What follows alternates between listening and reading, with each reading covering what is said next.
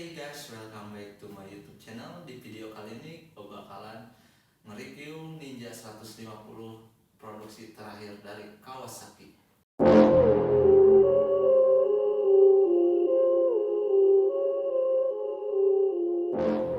Sebenarnya di Indonesia sendiri terdapat 4 tipe varian 150, dimana yang pertama itu adalah tipe 150R tipe SS, dimana untuk tipe tersebut yaitu dia tidak memiliki batok, fairing, dan sedangkan lampunya sendiri dia itu bulat.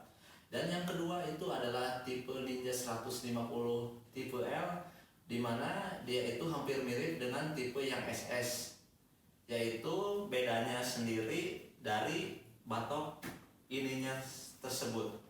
Dan yang ketiga adalah Ninja 150 KRF, dimana untuk tipe tersebut hampir mirip dengan produk Ninja yang 150 SE ini. Akan tetapi dia itu ada bedanya di fairing depan dan bodi belakang. Selebihnya untuk bodi-bodi tersebut hampir mirip. Dan untuk yang terakhir adalah tipe varian 150 RR tipe SE, dimana ini adalah produk terakhir dari produk Kawasaki.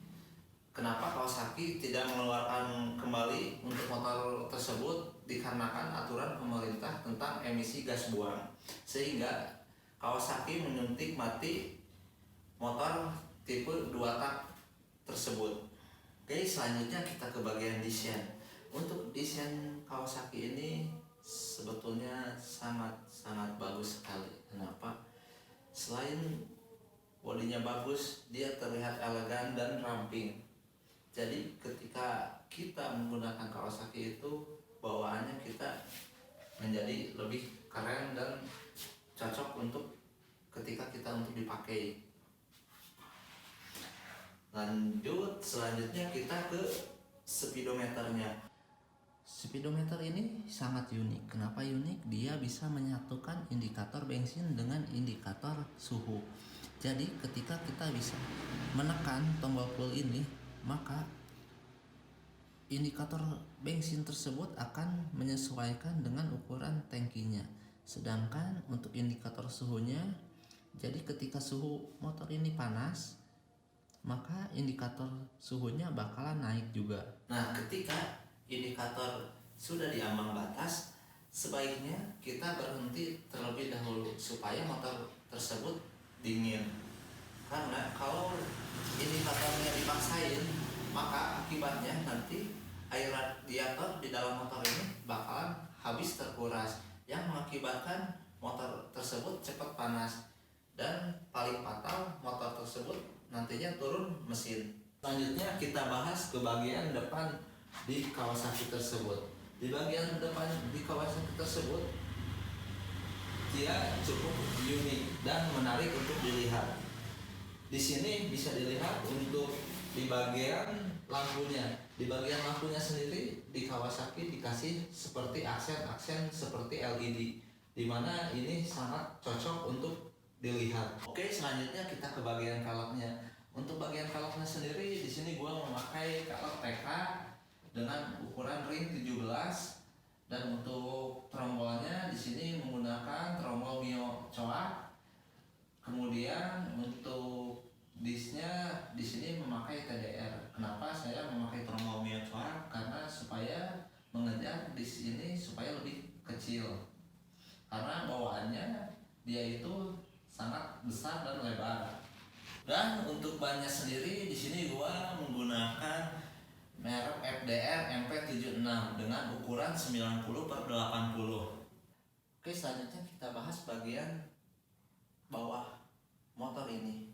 Di bagian bawah motor ini kalian harus lebih berhati-hati. Kenapa? Karena di bagian bawah ini rentan bersinggungan dengan polisi tidur, yang mengakibatkan kalau kita tidak berhati-hati ketika menghadapi polisi tidur, yang pertama itu kena knalpot. Knalpot bisa penyok, yang mengakibatkan tenaga motor itu menjadi kurang dan suara motornya bakalan robah. Dan kedua, ketika misalnya kita memakai fairing, kebetulan ini nggak memakai fairing, yang kena nantinya fairing, yang mengakibatkan fairing tersebut bisa pecah. Dan kemudian kita lanjut ke bagian gear. Dan untuk gearnya sendiri ini adalah gear set dari produknya Triple S. Kemudian kita ke bagian armnya. Untuk di bagian arm motor di Ninja ini sangat menarik. Biasanya di sini tuh lurus doang. Nah, sama Kawasaki dikasih reinforce ke bagian bawah sini. Karena Ninja RR itu kan monoshock. Konon katanya itu buat stabilin, dan kalau misalnya shockbreakernya main, dia itu tahanannya jadi kesebar gak terpaku sama satu titik.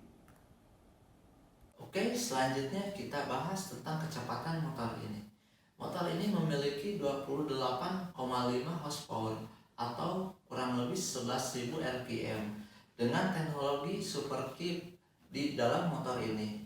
Jadi Superkeep itu ketika motor dalam keadaan kecepatan tinggi, maka Superkeep di dalam motor ini bakalan bermain sehingga motor ini mencapai kecepatan maksimalnya.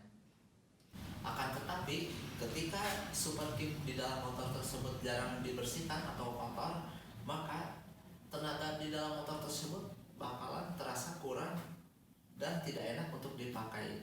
Jadi sebaiknya jika memiliki motor Ninja 2 tak, setiap bulan harus dibersihkan untuk area Superkeepnya supaya performa motor tersebut tetap terjaga. Oke, selanjutnya kita bahas tentang kenyamanan di motor ini. Motor ini sangatlah nyaman. Dengan tinggi badan saya 165 dan berat badan 60, motor ini sangatlah nyaman digunakan. Bahkan kaki saya pun bisa menapak kedua kakinya untuk menghandle motor ini. Dan ketika motor digoyang-goyang seperti ini, motor ini sangatlah enteng. Bawaannya pun ingin tetap ngebut dan gaspol terus. Dan untuk menghidupkan motor ini sangat-sangatlah unik. Kenapa unik? Karena di motor ini tidak memiliki electric starter. Alias kita untuk menghidupkan motor ini harus dengan cara melakukan kick starter. Nah, untuk suaranya pun ini suaranya mirip-mirip khas 2 tak dengan balutan asap-asap gaya-gaya motor-motor 2 tak. Sehingga motor ini keren dan bagus untuk dimiliki. Jika kalian bertanya pada gua apakah motor ini layak dimiliki di tahun 2020, maka jawabannya layak. Kenapa layak? Karena seiring berjalannya waktu, motor ini bakalan tetap naik harganya karena bakalan dicari-cari oleh kolektor-kolektor yang hobinya atau kesukaannya motor-motor tipe-tipe 2 tak tersebut. Dan untuk part-partnya sendiri, motor ini sangat mudah dan masih mudah dicari di bengkel-bengkel terdekat atau di bengkel-bengkel Kawasaki-nya pun motor ini masih mudah untuk dicari. Paling sekian video gua kali ini.